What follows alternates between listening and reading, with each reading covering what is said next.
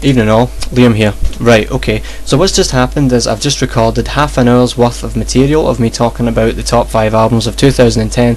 Half an hour is too long for YouTube, and evidently it's too long for Windows Movie Maker as well. It keeps freezing every time I try to cut it up.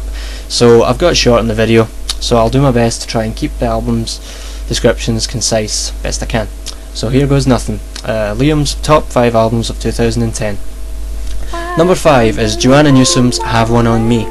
Now the way I found out about this album was I bought an Uncut magazine in 2010 December, and her album was listed at number 1 of 2010, and I'd heard of her but not very much. I just heard her name here and there. So yeah, and the album came with a free CD which had a song Go Long on it.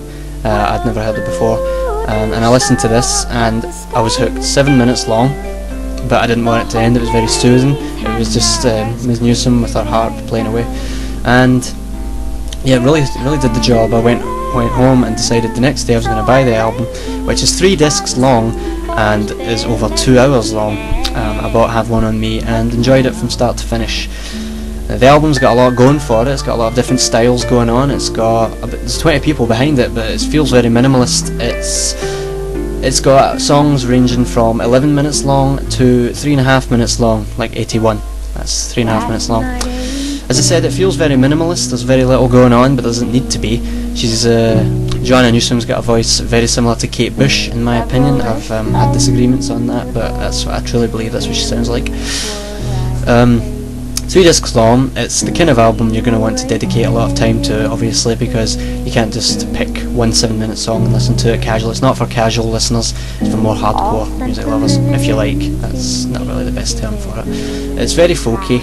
There's a lot of harp and piano in it, and Joanna herself writes all the songs and does a very good job of it. The album doesn't, because obviously it's on 3 discs, which does feel a little bit stretched out. It's not really one to listen to casually, as I already said. I seem to be running out of things to talk about already. See, this is the problem with having to be really quick and concise. It just doesn't really work. But yeah, what was I saying? Yeah, it doesn't really work on a whole. But it's still enjoyable going from song to song. Just immerse yourself in it. It's very slow. It's a very slow build of an album. It doesn't really have a climax, but it doesn't need to. Having checked out Joanna's previous work, Ease, which is a magnum opus, as many call it, she's always been that way. Her voice is significantly different on that album due to an operation she had with her throat, according to Wikipedia. But according to her, that's not quite the case. If that makes any sense to you, it doesn't really to me. But yeah, 3 discs long. If you can dedicate the time to it, definitely check it out. That's number 5, Joanna Newsom's Have One On Me.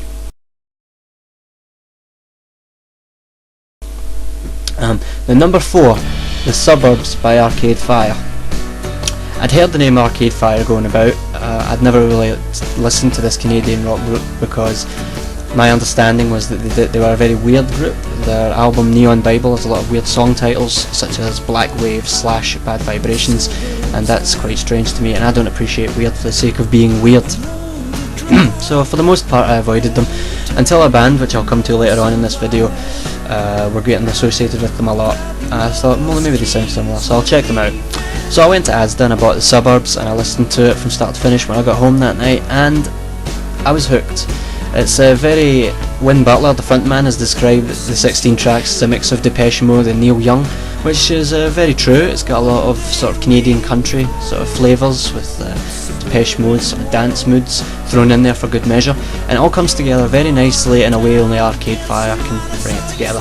It's not their best. The best album would be Funeral, their debut. Many would agree with me on that. That's their best work. 16 songs. It's got a lot of different styles to cater to basically everyone. People with short attention spans, people with long attention spans. There's one song called We Used to Wait, which is 5 minutes long. It's just a piano repetition with a guitar that comes in at the end. It's a very slow build. And for the release of the single, Arcade Fire did a video project where they worked with Google Maps to...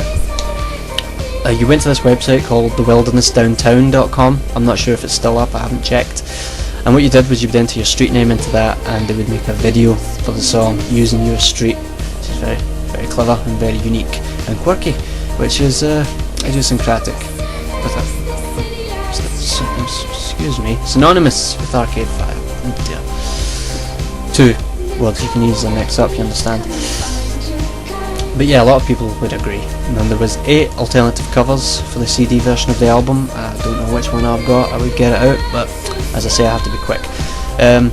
This is an album that works on a whole, one long piece.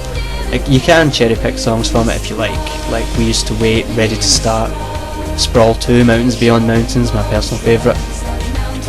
But to give the album the attention it deserves, you need to listen to it from start to finish in the track order that it came in.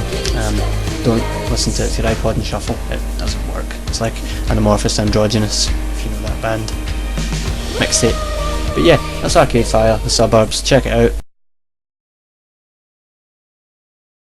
And number 3 will come as a shock to many, I'm sure, because of my famous fanboyism for the man. Paul Weller's Wake Up the Nation. His 10th solo album, and his 22nd altogether, including his work with The Jam and the Style Council. Now for a man of 52, that is a lot of music he's dished out. There's a huge back catalogue to choose from there to listen to. That's another story. It was the first time in 28 years that he and Bruce Foxton, the bassist from The Jam, worked together. They worked together on a song on the album called Fast Car Slow Traffic, which is probably one of the album's weaker moments on the list. It's an attempt by the producer and co-songwriter Simon Dine to capture the flavour and the mood of Jam's album sound effects, in the sense that they wanted it to sound very urban and metallic and hard-hitting and rocky, and that's what he's done. It's a very jagged sort of album when you compare it to Paul's 2008 album 22 Dreams, which was lush and like a big dreamscape of an album. So Wake Up the Nation is much more hard-hitting and urban. If 22 Dreams was the countryside, the rural side of Weller's music, this is definitely the urban side of his music. It doesn't need to flow together as one piece. A lot of the songs on it are less than 2 minutes long. In fact, I believe that's about the average song length is 1 minute 50 seconds. That's just a rough estimate.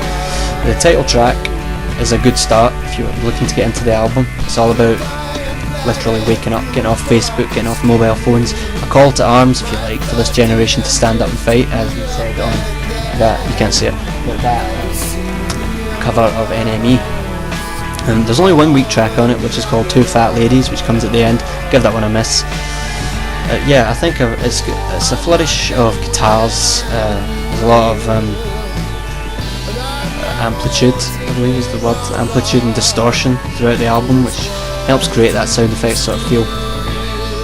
Weller's vocals are quite hard to hear at certain points because of it. My personal favourite song, as everyone knows, because it's been covered numerous times by myself, it's called Andromeda. Definitely check that out. It's number 4 on the album, I think. If you're going to start somewhere, apart from the title track, start with Andromeda. Number 2. Not much of a surprise here, it's Ocean Colour Scene Saturday. The album was originally called Blue Sky Drinking, and it was also called Rockfield as well, because it was recorded at Rockfield Studios in England, but they changed that for Saturday, which is more original. It's surprisingly original actually. There's only one other artist out there with an album called Saturday, would you believe? Now, since 2003's North Atlantic Drift by Ocean Colour Scene, they've sort of produced different sounding music because they had a change in lineup. 2005's A Hyperactive Workout for the Flying Squad and 2007's On the Ley Line. They weren't that great in my opinion, but this was a good return to form. It's got all kinds of music. It's got folky, sort of banjo, ukulele sort of music, and Village Life and What's Mine Is Yours, 2 highlights I suppose. It's got hard hitting summer rockers like the title track Saturday. It's got neo psychedelia like the first song 100 Floors of Perception. But my personal favourite has to be the Andy Bennett, the bassist, in Old Pair of Jeans. It wasn't released as a single, unfortunately, but it was a live favourite as well. It's a very catchy vocal with very catchy guitar hooks and riffs. Definitely check that song out if you're going to start somewhere with Saturday. It's many a fan's favourite from the album. Yeah, you could cherry pick songs from this, you would enjoy it thoroughly. It's, as I say, a good return to form. It's got everything you would expect from an Ocean Colour Scene album. It's also got the typical love ballad in the form of just a little bit of love. My one problem with the album is the song Fell in Love on the Street Again, which is very bare bones sort of love song. Just a piano and Simon Fowler, the composer and singer, songwriter, frontman, singing. It could be left out, it's just filler. One of the 2 iTunes bonus tracks would have been a much better choice, in my opinion. Yeah, that's Ocean Colour Scene Saturday.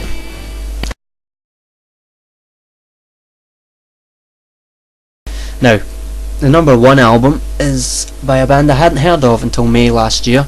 I was watching Jules Holland at midnight one night, and the lineup was LCD Sound System, Crowded House, Tracy Thorn and Kellis, who did Milkshake, very credible music personality there. And The National. Now I'm a fan of Crowded House and of Tracy Thorn, but The National, I'd never heard of them. Played their song Bloodbuds Ohio from their new album High Violet and blew the whole, just everyone else out the water. And yeah, from that day on I was kind of hooked. Went out and bought their album soon after. Saw them at Glastonbury 2010, and they're now pretty much my favourite band, particularly American band, apart from Love and Spoonful. Can't get better than it. Yeah, the album's quite, I don't want to say dreary, because it's sort of murky, not depressing. It's very Joy Division, Leonard Cohen-esque. The singer, Matt Berninger's voice has been compared to every brand of whiskey in existence, according to him, and the reviews. He's a bit of a joker kind of guy. Very cool. What am I talking about? Yeah. What can I say? It's got its uplifting moments, like the song I mentioned, Blood Bows Ohio, and Anyone's Ghost are quite uplifting moments. The songs are pretty long, which is good. It's the sort of album you want to listen to lying in bed with headphones on, alone in the dark. It sounds quite weird, but that's the sort of album it is. It's quite dark, with little hints of comedy, but unintentional comedy, black comedy. Like there's a lyric in it in the song Sorrow, which says, "Sorrow is a girl inside my cake," and that's supposed to be funny, according to the band. Doesn't really give me a chortle, because that's one of the most depressing songs I've ever heard, but in a good way, if you know what I mean. Yeah, listen to High Violet. Just listen to the entire of the National's discography. But High Violet is my personal favourite because it's what got me into them, and it'll always be my favourite by them, and that's the number 1 album of 2010. There's not a bad song on there. A highlight for me is the song Conversation 16. I've no idea why it's called that, but it is. I've included parts of that in the video. Okay, so hopefully this is less than 15 minutes long, and I'll be able to cut and paste and edit the video. Hopefully heading to bed soon. Okay, well, hope you enjoyed the video. And as I'm become famous for saying, toodle pip.